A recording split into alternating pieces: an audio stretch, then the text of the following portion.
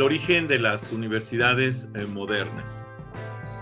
Bueno, las universidades europeas son realmente el origen de las universidades modernas. A partir de ellas es donde se crea el concepto de las universidades, no como tal, ¿sí? Pero así empieza la evolución de ese concepto. Se crea el concepto de la necesidad de enseñanza específica sobre áreas del conocimiento y bueno, ese tipo de cosas que vamos a ir viendo a lo largo de la presentación. El término universidades debería entenderse en su sentido más amplio, incluyendo todo tipo de institución de educación superior.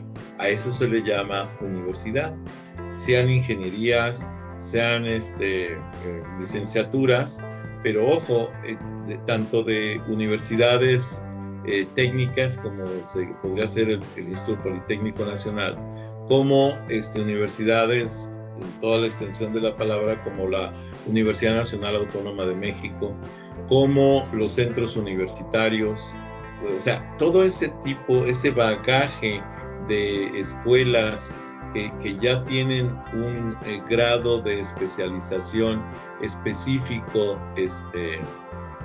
¿cómo se llama? En ese estatus educativo, se le debería de llamar universidad. Sin embargo, a raíz de ciertas estructuras, resulta que universidad se le otorga solo a aquellos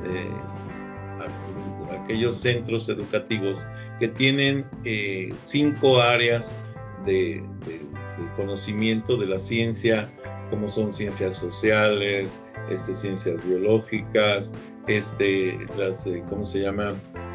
Ingenierías, ¿sí? Ciencias biológicas, naturales, sociales, filosofía, ¿sí? Entonces ciencias sociales, pero son las 5 áreas que se representan o que deben representarse en las universidades. Ciencias físicas, entonces físico-matemáticas. Entonces este tipo de cosas son las que nos llevan precisamente a que se fue modificando el concepto de universidad y que dio origen a lo que hoy conocemos como universidades y que son las dichosas universidades modernas.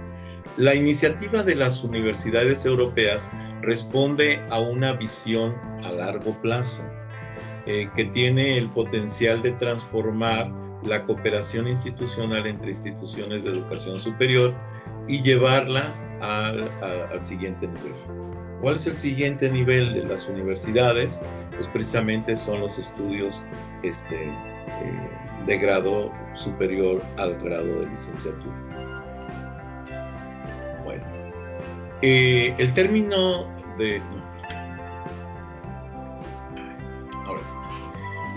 Con respecto, siguiendo hablando de las universidades europeas, vamos a hacer un poquito de historia y de analizar algunos conceptos, no todos, La verdad es que es gigantesco este campo del conocimiento, hay muchísima información, pero voy a tomar algunas áreas y presentaciones que consideré por internet, obviamente, y que nos dan la fuente de información que consideré que era lo más adecuado y correcto en esta estructura.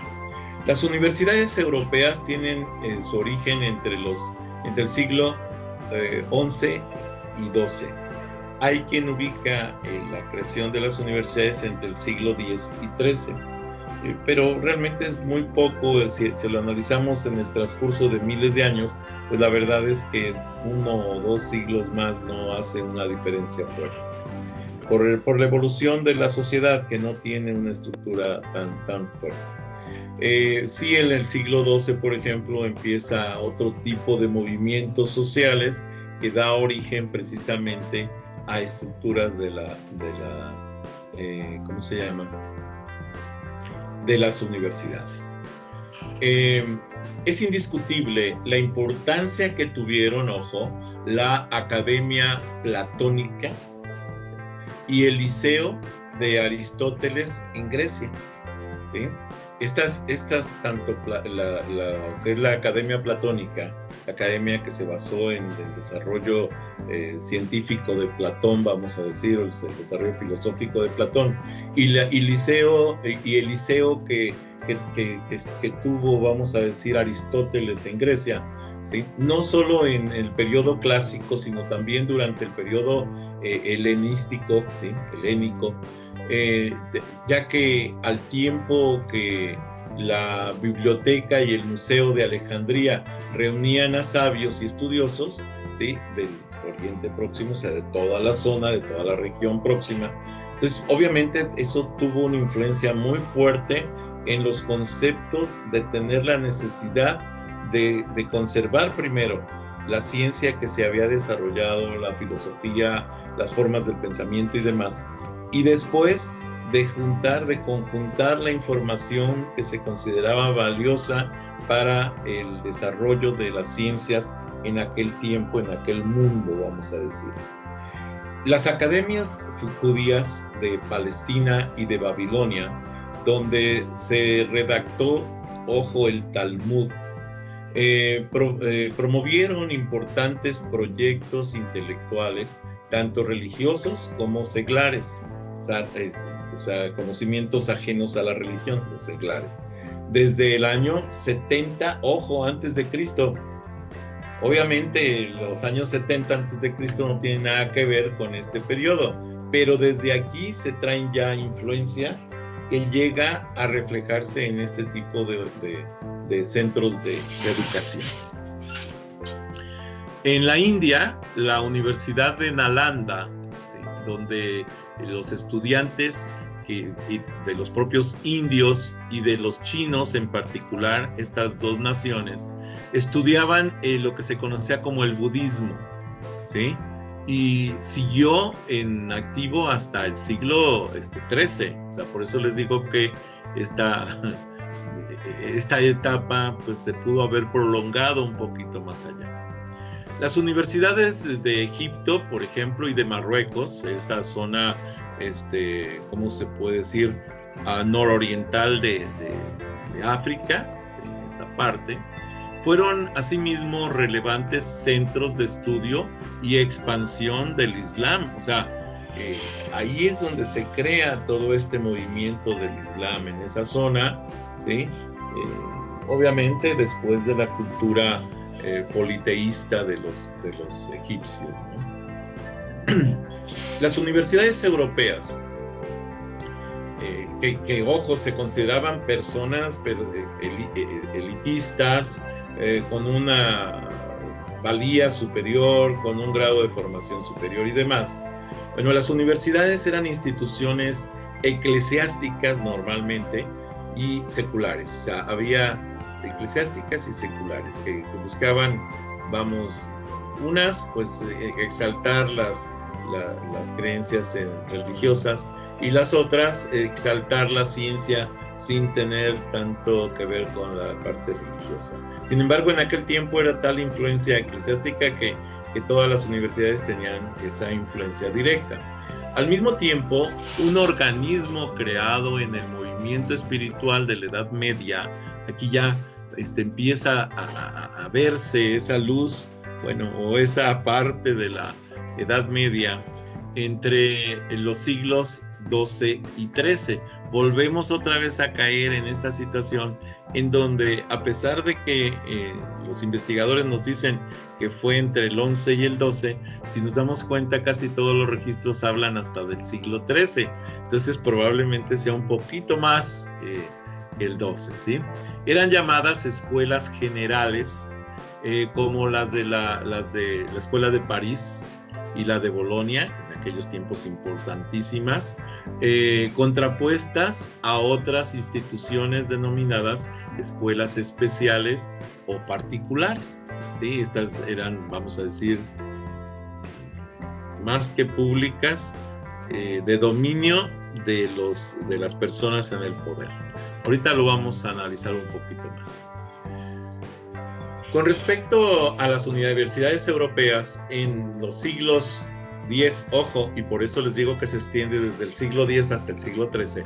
En el siglo X, XI y XII Cuando la lectura árabe florece primero en los centros como Bagdad, Basora, El Cairo, y después en Córdoba, Toledo y Sevilla, se cultivan las artes liberales e importantes centros de investigación científica y de alta docencia, donde la física y la matemática, ojo, aquí ya son áreas específicas del conocimiento, física y matemáticas, se alternan con la filosofía y la medicina. Por un lado la filosofía, ciencias sociales, y por otro lado la medicina, ciencias naturales. Son las áreas en las que se enfoca precisamente la educación de las universidades europeas. Entonces es física, matemática, filosofía y medicina. Son las escuelas abaciales, se les conoce, monásticas y catedralicias, ¿sí? Las que se ocupan de asumir este beneficio, beneficioso influjo o encaminar, vamos a decir, el estudio de las ciencias, ¿sí?, hacia esa parte. Pero pronto resultaron insuficientes y algunas de ellas tuvieron que transformarse en otro tipo de instituciones que posteriormente se llamaron universidades. Entonces realmente este término empieza a acuñarse en estas escuelas, ¿sí? Y después se les da el nombre de universidad. Más adelante, todavía falta mucho para llegar a eso, reciben el nombre de Studium Generale. Este era el nombre original que tenían, el Studium Generale, que significa el cultivo de una rama del saber. Ahora, en el siglo XIV, fíjense ya mucho más adelante, cuando se reemplaza definitivamente el término de Studium Generale por el de Universitas. Este era el nombre original, Universitas. Se caracterizaban por ser instituciones de enseñanza cristiana. ¿Sí? La influencia religiosa estaba exageradamente presente. Un método para instruir a los estudiantes en el dogma, en la fe, y entrenarles para su posterior difusión. Por ejemplo, como corporaciones jurídicas, las universidades intervenían en asuntos que les dotaron con el tiempo y con la intervención del profesorado y del alumnado de importantes privilegios. Ojo, incluso podría decirse que algunas de ellas fueron consideradas para lo que sería la abogacía aplicada directamente a la sociedad. Dentro de esos organismos corporativos o universitates magistrorum, que era de estos organismos, Universitates Magistrorum, et Scholarium, por ejemplo, estuvieron las facultades de profesores y las naciones de estudiantes. Con el paso del tiempo, la designación del órgano corporativo fue transferida al cuerpo de profesores, pero ojo, al principio las universidades se regían directamente por los estudiantes. Los estudiantes tenían la rectoría de la universidad, tenían pues toda la academia, se puede decir, de la universidad. El gobierno de las universidades estaba en manos directas de los estudiantes. Y por ejemplo, en Alemania, algo que se le llamaba como Alemania Studium General, es un poquito complicado pronunciarlo, Alemania Studium General y Universitas fueron sinónimos desde el principio. Esto en la zona de Alemania precisamente, y esto en el resto de Europa. Pero eran niveles académicos similares. Muy bien. Las universidades fueron favorecidas con privilegios especiales, siendo el primer gobernante que les dio esos privilegios el auténtica habita, ese fue uno de los privilegios que recibieron, del emperador Federico, ¿sí?, I, en 1158, que daba protección imperial a los que tenían que viajar a lugares distantes para hacer investigación, para hacer estudios, quedando exentos de la jurisdicción local. O sea, ellos llegaban a un lugar, a un país, a otro territorio, e iban protegidos por esta autoridad mundial que era en ese tiempo Federico I, por ejemplo, y por tanto, pues no tenían por qué seguir las leyes de ese lugar, sino que se regían por las propias leyes de la zona de París, principalmente. Y bueno, tenían que viajar, por ejemplo, a lugares distantes para hacer estudios, y entonces quedaban exentos de la jurisdicción local, y se ponían bajo el control del profesor u obispo regional, que era el que tenía, vamos a decir, la autoridad por parte del emperador. Una línea similar la siguió Felipe Augusto, ¿sí?, para la Universidad de París, ya en el año 1200, o sea, el siguiente periodo, vamos a decir. Y los papas posteriormente, que fueron los encargados de obispos y demás, otorgaron el derecho de conferir títulos, ¿sí?, y el denominado derecho de residencia, que era lo que se refería precisamente a la auténtica vita, que es ese derecho de residencia en un lugar para poder llevar a cabo estudios o investigaciones. Las universidades de la Edad Media, ¿sí?, las principales universidades reconocidas como universidades de la Edad Media eran precisamente la Universidad de Bolonia y la Universidad de París, que fueron las primeras universidades europeas, dos modelos organizativos en este periodo de la Edad Media, o ya reconocidos como dentro del periodo de la Edad Media. En su origen, estas instituciones se organizan según dos modelos distintos, representados por las universidades de Bolonia y de París, respectivamente. O sea, cada una, aunque eran de la misma época, vamos a decir, la Universidad de Bolonia tenía una estructura, la Universidad de París tenía otra estructura distinta. Analizando un poquito eso, la Universidad de Bolonia nace en el siglo XI como comunidad o gremio de estudiantes. Ojo, no habla de docentes, no habla de autoridades institucionales, nada, sino que nace como gremio de estudiantes. Se conocía entonces como Universitas Solarium, donde grupos de estudiantes contrataban a maestros, ¿sí?, para que les impartieran lo que en ese momento se consideraba una formación básica: las 7 artes liberales.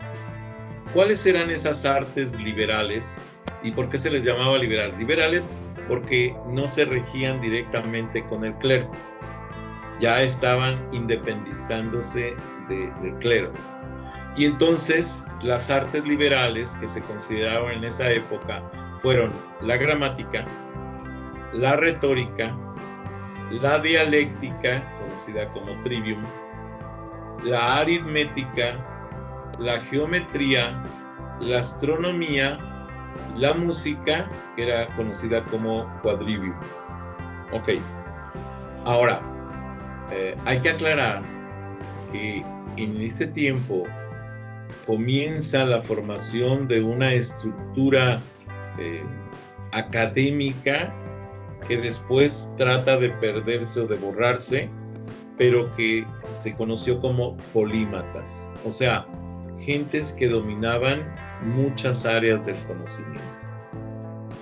Los estudiantes gobernaban las universidades, las universitas, así se les llamaba, y el rector también era un estudiante. ¿Sí? Figuras de esta época, precisamente, fueron Dante Alighieri, Petrarca y el Torcuato Tasso. que fueron grandes filósofos de esa época, escritores, ¿sí? Incluso matemáticos. Bueno, pues estos fueron los representantes principales de la Edad Media en esas universidades, ¿sí? A mediados del siglo XII, la Universidad de París, el segundo modelo organizativo, este es el otro modelo, nace como una comunidad o gremio de maestros. Ojo, la Universidad de Bolonia nace como un gremio de estudiantes. La Universidad de París, nace como un gremio de docentes, ¿sí? Entonces, de maestros. O sea, realmente, ojo, en ese tiempo no se manejaba el término docente, se manejaba el término maestro, porque se supone que tenía un grado mayor al de universidad, ya que había logrado lo que se conocía como Universitas Magistrorum, que es el nombre real, con las mismas funciones que la Universidad de Bolonia, pero estando el gobierno de las universitas en manos de los docentes y siendo el rector también un maestro, ¿sí? Aquí viene el otro esquema que, si nos damos cuenta, al final fue lo que rigió en el mundo, se generalizó a todo el mundo. Entre sus importantes maestros encontramos a figuras tan ilustres como, por ejemplo, Abelardo, Santo Tomás de Aquino, que fueron,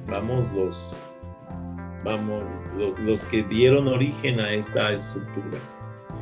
El Colegio de Sorbona, que fue fundado en 1257 por un teólogo francés, que es Robert de Sorbonne, también tuvo esta estructura similar a la de la Universidad de París. Sí, aquí viene el otro esquema. Entonces ya nos damos cuenta de que existieron las dos vertientes, donde todo lo organizaban los alumnos y donde todo lo organizaban los maestros, ¿sí? Y bueno, al final de cuentas uno terminó absorbiendo al otro, ¿sí? Pero bueno, a lo mejor podemos entender el porqué. Las universidades del sur de Francia, por ejemplo, en el sur de Francia y en España se da un modelo mixto, ojo, modelo mixto conocido como Universitas Magistrorum et Scholarium. Entonces aquí se considera tanto la estructura del magisterio, ¿sí?, para el gobierno, como la estructura de los estudiantes también para dicho gobierno. Y en la actualidad, en ciertas instituciones existe algo similar, en el que el gobierno es compartido por maestros y estudiantes. Si ustedes se van, por ejemplo, al UNAM, a este tipo de instituciones, al Politécnico, resulta que tenemos existe estructuras vamos a decir, de los grupos que están en el gobierno están conformados por docentes y por discentes, ¿sí? Son mixtos esos grupos. Encontramos un testimonio de este modelo mixto en los estatus de 1422 de la Universidad de Salamanca. Ojo, es una de las universidades más importantes del periodo de la Edad Media, incluso posterior, pero eso lo analizamos más adelante, donde se afirma que el Consejo de las Universidades está conformado por el rector, el canciller, 20 delegados estudiantiles y 10 delegados docentes. ¿Sí? Dense cuenta cómo está el consejo, y se le conoce como Consejo de Gobierno. ¿Y qué creen? Actualmente también en las universidades públicas existe una estructura mixta que se conoce como Consejo de Gobierno también. Bueno, esto nos da una idea de cómo viene la estructura de las universidades y cómo en la modernidad encontramos esto que viene heredado desde por ahí de 1400. Las universidades de la Edad Media, universidades de carácter fundacional, y siguiendo alguno de los dichos modelos en el siglo XIII, se fundan, entre otras, ojo, ya aquí ya existe, ya empiezan a darse mayor cantidad de universidades, de áreas de estudio especializado para universidad, para estudios superiores. Y entonces se crean las universidades de Nápoles en 1224, Montpellier en 1283, Montpellier, Oxford en 1206, Cambridge en 1231, Coimbra y Lisboa en 1290, Palencia en 1200, fundada por Alfonso VIII, rey de Castilla, y trasladada luego a Salamanca y reorganizada por Alfonso X. De hecho, esta fue una universidad, y es una universidad que ha tenido una influencia increíble, pero fue creada por un gobernador que se le apodaba el Sabio, o sea, Alfonso X, porque él era adicto al conocimiento. Y él buscó la manera de crear esos centros en donde pudiera desarrollarse el conocimiento de la humanidad. Esta Universidad de Salamanca es una de las que tienen fama a nivel mundial y alcanza toda esa fama en 1255, unos años después de creada y de organizada por Alfonso X el Sabio. Aunque todas ellas transmiten el esquema del saber establecido, cada una se especializa en una rama, o bien porque se beneficia de las enseñanzas de un sabio maestro, o bien porque posee manuscritos de valores referentes a esta materia. En esas épocas se buscaba que el maestro ahora sí que fuera casi todólogo, o sea, que supiera de muchas cosas, ¿sí? No había tanto grado de especialización, sino que era muy generalizado el conocimiento. Obviamente la cantidad de conocimiento no era tanto como el que hay ahorita. Si ustedes comparan la cantidad de conocimiento de esa época ahorita, pues no tiene ni punto de comparación. En estos centros había gran variedad en las organizaciones internas debido a su régimen autónomo. O sea, desde ahí ya empezaba a crearse esa libertad interna de las universidades, ¿sí? Y que no dependía, vamos a decir, de los mandatos de los gobiernos o eclesiásticos, sino que se manejaban como áreas o mundos aparte, ¿sí? De que estaban destinados ahora sí que a venerar el conocimiento. Cada centro se gobernaba a sí mismo en lo administrativo, en lo académico, en lo jurídico. Las autoridades civiles y religiosas actuaban solo para concederles privilegios. No podían intervenir directamente. Las universidades estaban regidas por un rector elegido periódicamente, asistido por 2 cancilleres que se encargaban de la administración y otorgaban los grados académicos. O sea, era un canciller administrativo y un canciller académico, que así se organizaban, y de hecho en la actualidad pues se rige mucho de esta forma. Se organizaban en facultades, de modo que cada facultad se hallaba representada por un decano, o sea, tenían sus propias academias. Cada academia era un área específica del conocimiento.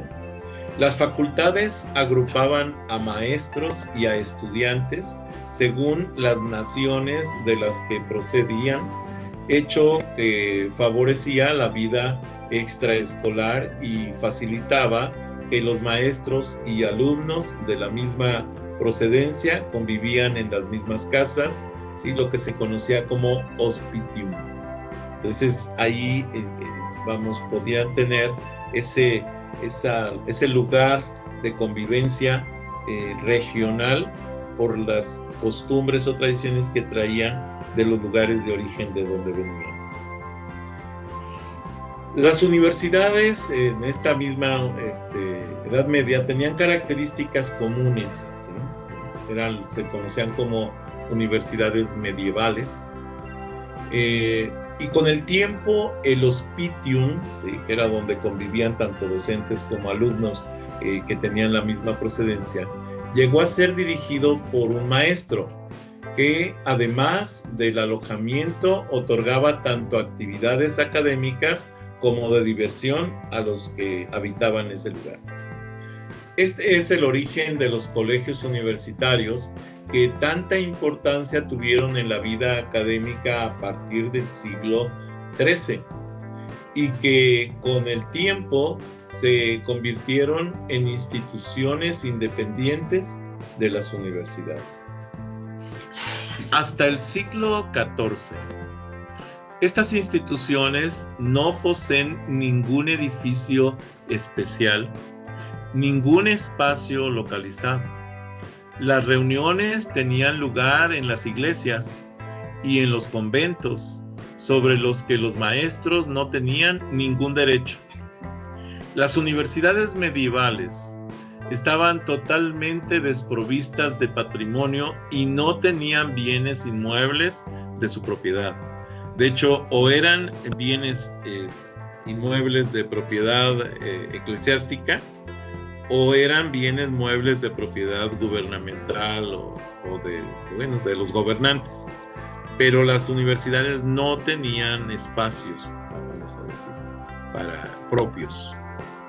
La universidad medieval estaba totalmente desprovista de patrimonio y no tenía bienes inmuebles de su propiedad. Es a partir del siglo XIV cuando aparecen edificios reservados a estas actividades, y en el siglo XV las facultades vienen a ser propietarias. O sea, a ese grado era el despego de lo material de la ciencia. No se tenían en ese tiempo propiedades, no se tenía nada, hasta que ya se empezó a decir, bueno, hay necesidad de que tengan áreas que tengan que ir acondicionando para el proceso de enseñanza-aprendizaje, y entonces se otorga esa parte de los edificios reservados para esas actividades, etc. Las características comunes de estas universidades siguen siendo, por ejemplo, por lo que se refiere al modelo económico, la enseñanza era gratuita, dado que estas instituciones nacían de escuelas catedralicias, se les dice, y monacales, o sea, que tenían origen de personas pudientes, tanto de parte eclesiástica como de parte gobernante, y eran los que sostenían el quehacer universitario. A medida que crecieron, se volvió insostenible esa situación, y por tanto los maestros ya no gozaban de beneficios eclesiásticos y tuvieron que vivir de su trabajo. De allí la norma, vamos a decir, consuetudinaria, que obligaba a los estudiantes a pagar ciertas tasas, ciertos recursos, para poder sostener la vida académica de los estudiantes, de los docentes. A partir del siglo XIV, allí fíjense que empieza a darse la separación de la educación general gratuita y hacia una educación privada, justo en ese momento. De allí la norma consuetudinaria que obligaba a los estudiantes a pagar ciertas tasas, o sea, empieza el pago y convierte en cierto modo las instituciones de ese nivel ya superior estamos hablando, como algo que era para particulares. A partir del siglo XIV, los reyes y la iglesia dotaron de ciertas universidades de rentas fijas y de bienes. Esto llevó a la creación en el siglo XIV de la estructura de lo que podríamos llamar ahora las escuelas públicas. Ahí nacen justo en ese momento. ¿sí? ¿Quién las crea? La propia iglesia y los reyes, los gobernantes, ¿sí? Vieron la necesidad de buscar también tener formación no solo de apoderados, de gente que tenía recursos, sino de aquella gente que no contaba con recursos y que podía ser un potencial científico, una inteligencia a desarrollar, y entonces crearon esas estructuras. El método didáctico utilizado en esa época por las universidades de la Edad Media comprende 3 etapas que se conocían como leciones, repeticiones y discusiones. Esto es, la etapa que se conocía como lectio, que tenía precisamente de lecciones, consistía en exposición de ciertos textos tomados como base de la enseñanza, ¿sí? Se llama, la otra etapa, que era la de repetición, a la explicación de ciertas partes difíciles de la lección en forma de diálogo entre maestros y alumnos.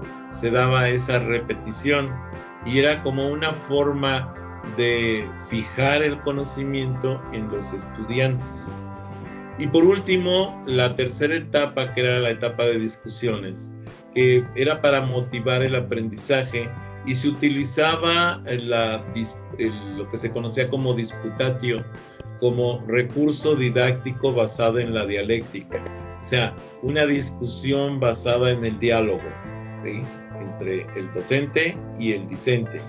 Y obviamente se solicitaba que siempre se tuvieran argumentos para poder generar esa discusión, para poder generar ese diálogo, para generar lo que ahora conocemos como debate. La disputa, en el propio sentido de la palabra, se consideraba como la dueña del mundo.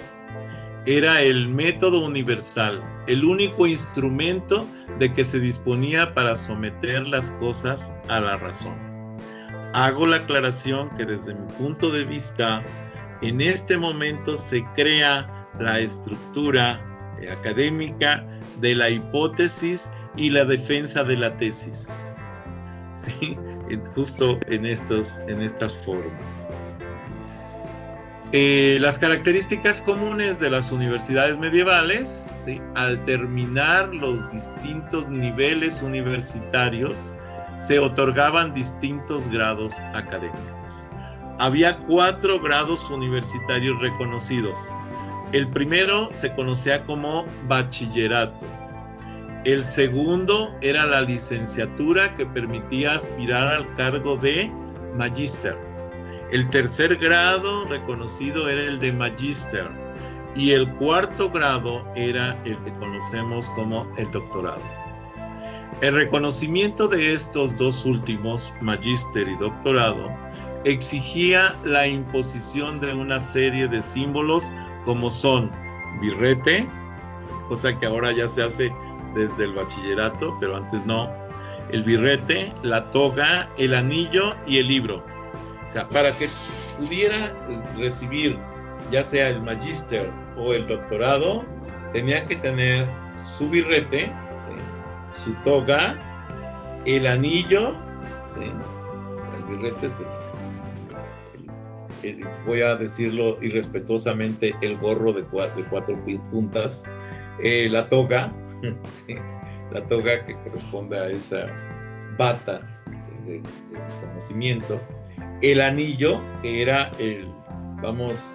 algo así como aceptar el matrimonio con la ciencia o con el conocimiento, y el libro, que representaba el dominio sobre el conocimiento. Sí, eso era el protocolo de estos 2 últimos grados, que eran magíster y doctorado. La universidad medieval, como un sistema completo de enseñanza, tenía, por ejemplo, se comprobó que las universidades medievales se dan ya esas condiciones que la convierten en el completo sistema de enseñanza. ¿Sí? Esto incluso fue estudiado por Weber en 1979. La existencia de un cuerpo de agentes profesionales que constituyen uno o varios grupos o estatus bien cohesionados, bien estructurados, bien aglomerados. ¿Sí? La autoatribución del monopolio administrativo de los bienes espirituales que se predican como auténticos, o sea, eso que nos da la ciencia, esa autenticidad que genera el conocimiento científico. El cuerpo de los enseñantes debe ser reclutado atendiéndose a unas reglas públicamente establecidas, es decir, tienen una formación homogénea en cuanto a fuentes de contenido, técnicas de trabajo y normas de comportamiento observadas. A los componentes del cuerpo de enseñanza no les viene dado el carisma, ¿sí? Por sus cualidades personales, intransferibles, sino por su pertenencia al grupo profesional que administra los bienes culturales. De hecho, normalmente se manejaba que eran personas, desadaptadas socialmente y dedicadas directamente a la cultura y a la ciencia. La escuela es la depositaria de la cultura a la que avala con los diplomas correspondientes. En el siglo XIII, todavía estamos en esas épocas de cambio, de crecimiento, y en particular en las facultades de la teología se produce la primera crisis que sufren las universidades y que poseen principalmente la pérdida del carácter crítico con el que habían nacido y su instrumentación política por parte de la Iglesia. Algunas de las que permanecen son instituciones tan anquilosadas, tan firmes, incluso podríamos decir en esa época retrógradas, que la elaboración del saber de la época se produce fuera de ellas. O sea, eran tan cerradas que muchos de los estudiantes, de los investigadores, prefirieron hacerlo por su cuenta que pertenecer a estos grupos de universidades específicas. Hasta el punto de que en el siglo XV llega a oponerse al Renacimiento, ¿sí? Las universidades evitan ese Renacimiento, y es una época en la que se crean incluso universidades que van en contra y a favor del Renacimiento, y es donde se crean ese tipo de universidades que se conocen como universidades renacentistas, que analizaremos más adelante en una lectura que precisamente queda de tarea. Y por supuesto a los cambios provocados por la Reforma y los movimientos científicos. Pero esto no se produce en todos los casos. Así, por ejemplo, la Universidad de Ferrara contribuyó a transmitir las ideas humanistas, renacentistas, a las universidades del norte de Europa. Entonces, una de las universidades que cambia hacia ese esquema renacentista es la Universidad de Ferrara. Las renovaciones universitarias en la apertura de la modernidad universitaria. Tenemos la ley, por ejemplo, la ley D, que así se conocía esta universidad en Holanda, fundada en 1575, y fue un centro importante de investigación de las nuevas ciencias. ¿Sí? Por eso se considera que crea o que abre la brecha para las universidades modernas. Wittenberg impulsó el comienzo de la Reforma protestante en 1517, iniciada por Martín Lutero, ¿sí? Uno de sus profesores, precisamente. De hecho, ahí es otro de los esquemas, religiosos que impulsan la modernidad de las universidades. Sus discípulos divulgaron sus enseñanzas por toda Alemania, Escandinavia, Europa del Este. ¿Sí?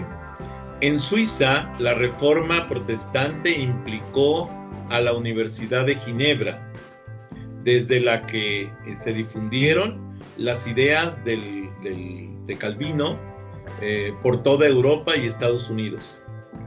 Hay que aclarar entonces que el movimiento que da soporte al cambio de las universidades medievales, al cambio de las universidades renacentistas hacia la época modernista de las universidades, es un cambio religioso por un movimiento protestante nacido con Lutero y reforzado por Calvino.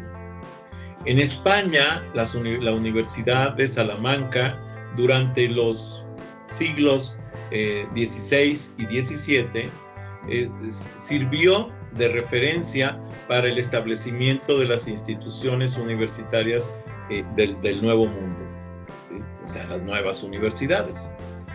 La universidad en el contexto, y universidades del Nuevo Mundo, universidades de América, ojo, la universidad en el contexto de la modernidad. En cualquier caso, el camino del modelo social y político de la época lógicamente se dejará sentir en instituciones universitarias.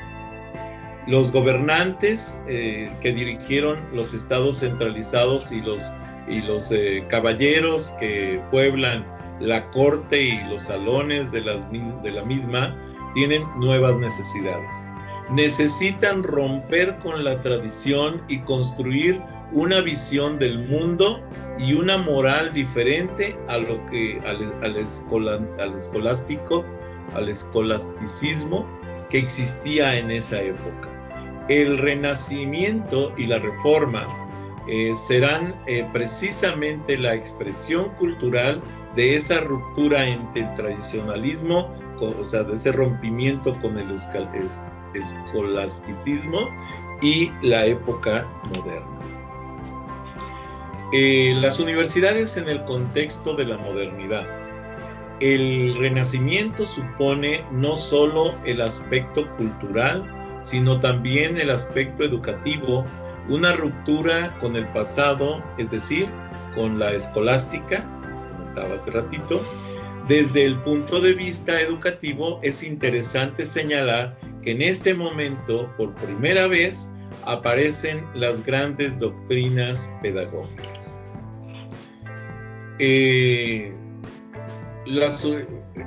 Este contexto de la modernidad también nos habla de las nuevas doctrinas pedagógicas que serían expresión de una nueva clase cultivada, de mentalidad aristocratizante, o sea, que buscaba formar una aristocracia, y de su pasión por el formalismo estético. Se consideraba al niño y por consiguiente al hombre como un objeto de arte que hay que adornar, embellecer, mucho más que como una fuerza útil que hay que desarrollar con vistas a una acción. O sea, dejó de tener ese peso el belicismo, la formación bélica de lucha, ¿sí? Y comienza a tener mayor valor esa parte artística, esa parte cultural del ser humano.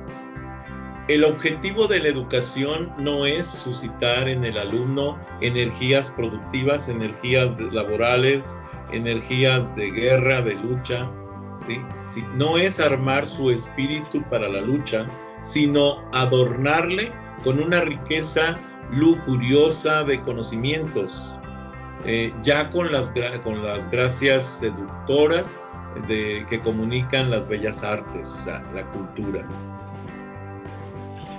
En el siglo XIX van a surgir universidades en toda Europa precisamente del corte de índole modernista.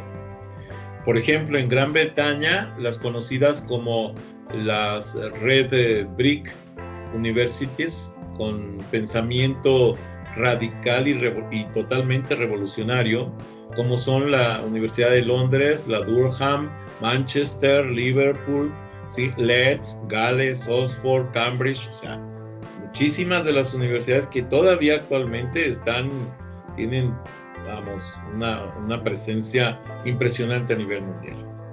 En Alemania están las libertad académica de que gozaban las universidades, y entre ellas estaban la Universidad de Berlín, la Göttingen, la Heidelberg, la Leipzig y la Jena.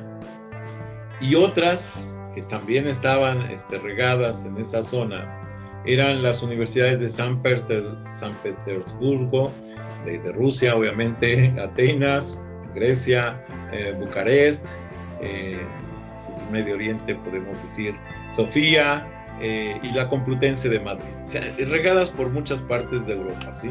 Y de Asia, ¿no?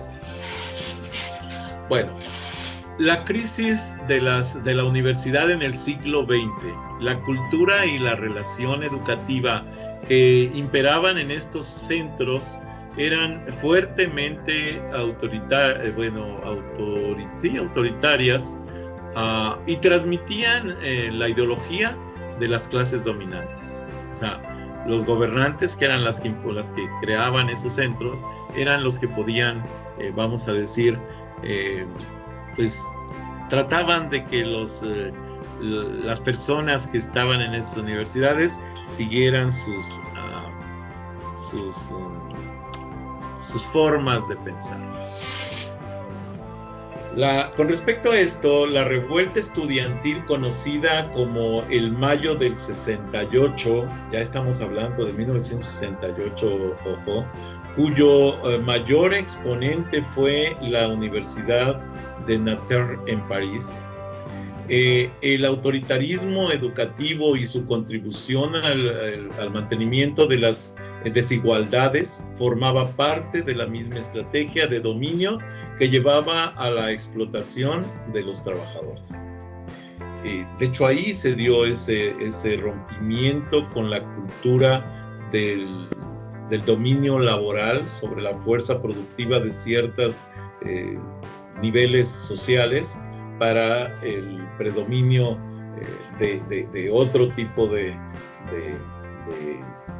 estatus sociales.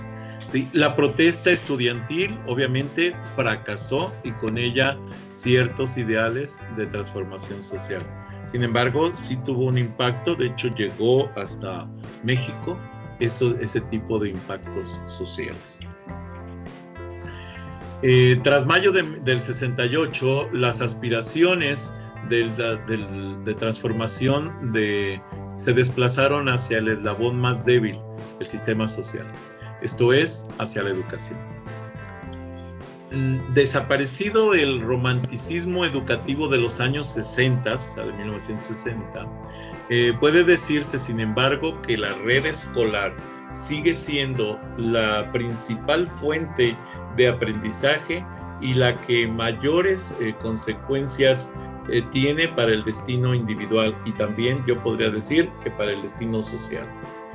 El nuevo modelo social que está surgiendo como consecuencia de las innovaciones tecnológicas, que actualmente incluso se está exigiendo, exigirá una fuerte revisión del papel de la educación, y más concretamente de la educación superior del desarrollo actual. Hasta aquí esta presentación.